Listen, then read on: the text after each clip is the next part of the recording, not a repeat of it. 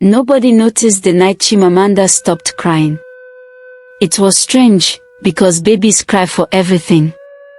Hunger, cold, fear, even dreams.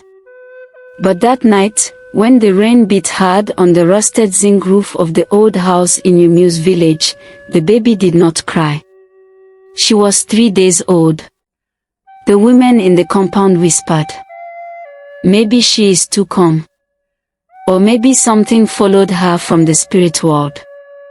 Old Mama Adebi, the oldest woman in the family, leaned close to the baby's face and waved her hand slowly across Chimamanda's eyes. The baby blinked. Alive. Alert. But silent. The men did not care. Babies were women's business. That was how it had always been in the Okoro family compound, a large, brown mud house with deep cracks in the walls and secrets buried under the floor. By morning, the rain stopped. The village woke. Goats bleated. Mortars pounded yam. Life continued. But something had already gone wrong. No one just knew it yet. Chimamanda grew. She did not cry. When she fell, she did not scream. When she was hungry, she did not beg. When she was beaten, she did not protest. At first, people called it good character. "She is well trained," her father, Papa Namdi, would say proudly. "A girl that knows her place." Her mother, Mama Ifeoma, knew better. At night, when everyone slept, she would pull Chimamanda close and whisper into her ear, "Talk to me, my child." The girl's mouth would open. No sound came out. Only breath. Only tears. Mama Ifeoma began to fear the house. Because the house listened. And the house did not like women who spoke. The Okoro compound was older than the village itself. It was built by their great-grandfather, a powerful farmer and hunter who believed women should be seen, not heard. They said when he was alive, his wives spoke only with their eyes. They said he once buried a wife alive for talking back to him in front of other men. They said his spirit never left the house. And the house remembered everything. Chimamanda was 5 when she first heard the voice. It was late evening. The sky was red. The air was heavy. She was sweeping the compound when the voice came from inside the wall. "Quiet girls live longer." She froze. The broom dropped from her hand. She looked around. Nobody. The voice came again, dry, deep, like soil falling into a grave. "Good girls keep secrets."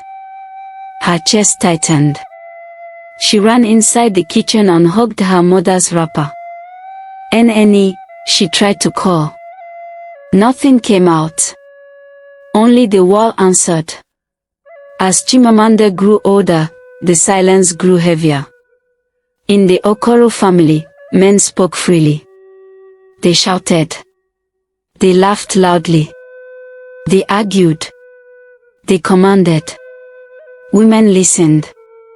Women obeyed. Women swallowed words like bitter medicine.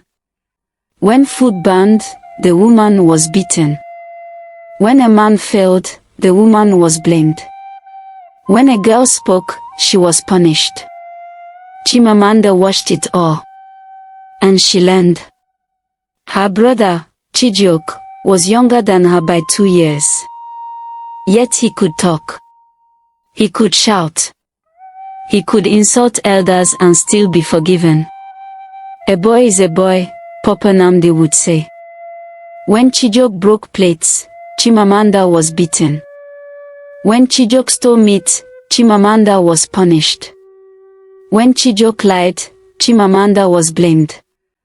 She never understood why. But the house did. The house approved. At night, when she lay on the mat beside her mother, she would feel the walls breathe. And sometimes, they whispered again. Endure. Silence keeps you safe. One night, Chimamanda dreamed.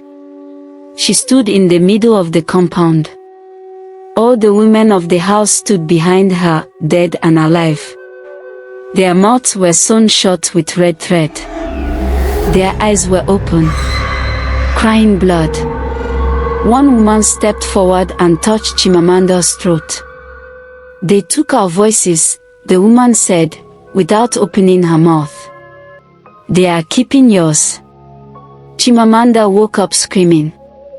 But no sound came out. Only blood ran from her nose. Mama Ifeoma could no longer pretend. Her daughter was not normal. Not because she was weak, but because something was actively holding her down. She went to meet Dibia Is, the village diviner. The old man threw his cowries. They scattered. Then they flipped themselves over, without his touch.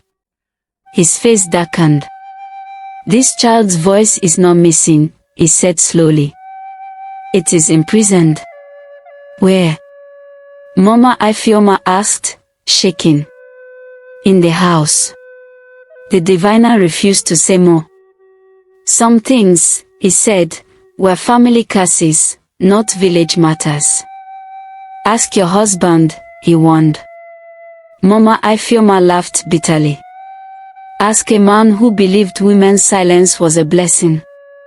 That night, Papa Namdi came home drunk. He complained the soup had too much pepper. He beat his wife. Chimamanda washed. Her nails dug into her palms. Something inside her moved. The walls creaked. The lamps flickered. And for the first time since she was born, a sound escaped her throat. It was small. Mama, help me! Broken. But real. The house reacted. The doors slammed shut on their own. The walls shook. A voice roared from everywhere at once. Who taught you to speak? Chimamanda collapsed. Her mother screamed. Papa Namdi froze. By morning, Chimamanda could no longer stand. And the house was quiet again. Too quiet. From that day, strange things began to happen. Plates cracked without falling. Footprints appeared in ash at night. Women woke with bruises on their throats. The men blamed witches. They blamed women. They blamed everything, except themselves. But the house was waking up. And it was hungry.